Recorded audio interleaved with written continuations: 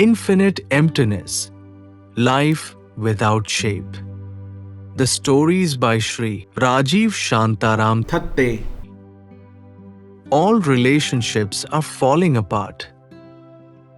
Since the days of the Ramayana, we have witnessed rifts within relationships.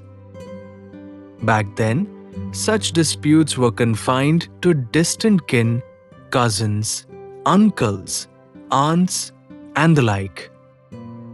Today, even the most fundamental bonds, mother and daughter, father and son, siblings, are breaking apart. Beyond envy, competition, and greed, a kind of inhuman politicking pervades every household. Are we all merely working to tear each other apart? We seem to be isolating ourselves from one another. How can all this ever stop? Evening fell, and my day's work was done. As I descended from the 16th floor, I noticed Prakash Dighe busy wrapping up at his desk. Come on, Dighe, shall we head out? I've brought the car today. We can chat all the way to Thane, I offered. In no time, Dighe tidied up, and within 2 minutes, we were both seated in the car parked right below. The car set off toward Thane, but after 5 to 7 minutes, Dighe remained silent. Mr. Dighe, what's on your mind? I asked, hoping to spark a conversation. I'm having major traffic problems at home.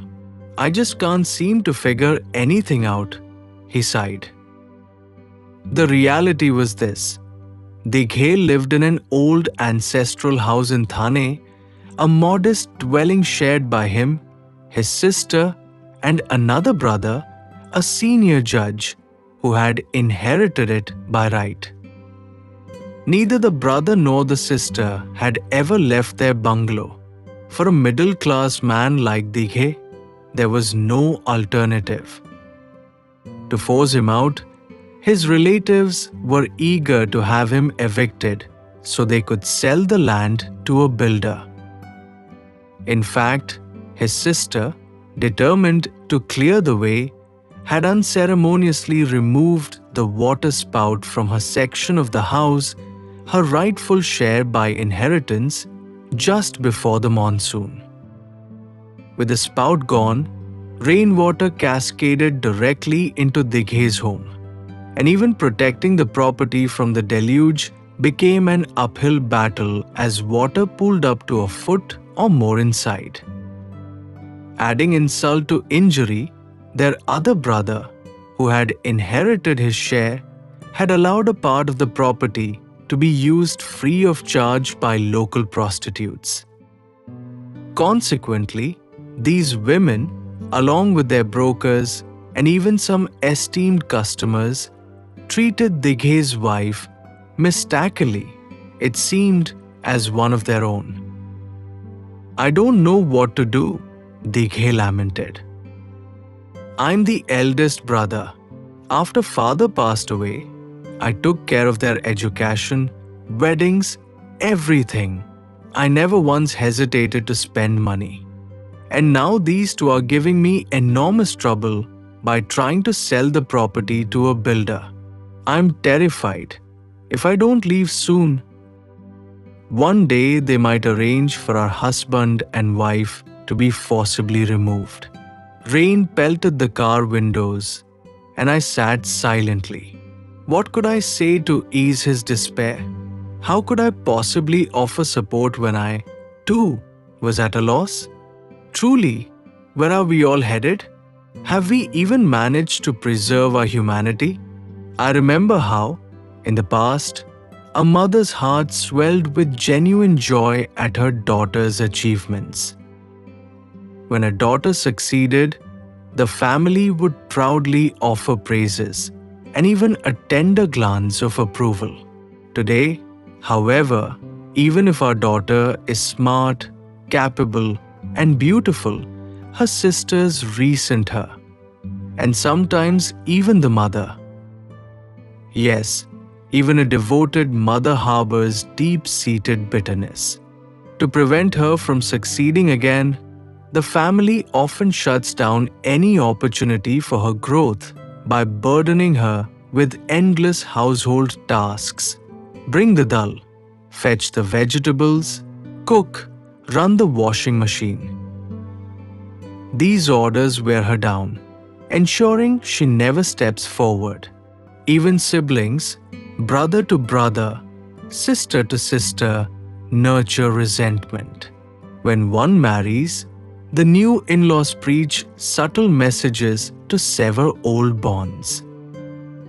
And if one brother succeeds while the world celebrates his achievements, his own siblings are quick to claim he has no intelligence, that he is utterly unworthy of success. While we may celebrate the wealth our neighbors acquire, we are never pleased if our own brother or sister prospers. Once, when I was in college, our entire class went on a hospital visit to Jaslok. As we toured the various departments and even visited the ICU, one of our female classmates exclaimed in surprise, "Oh, the man in that bed is my real uncle." It was only then that she realized her uncle was fighting for his life in the ICU.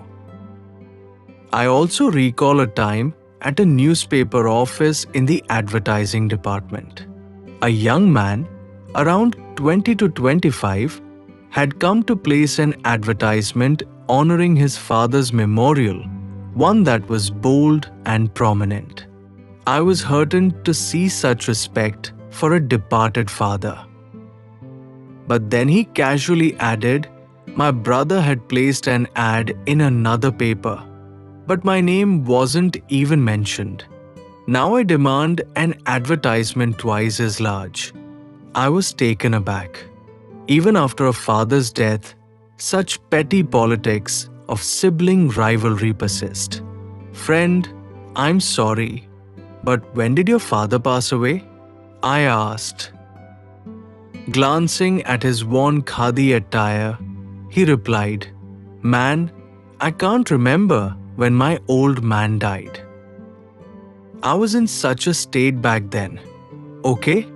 I nodded and patted him on the shoulder.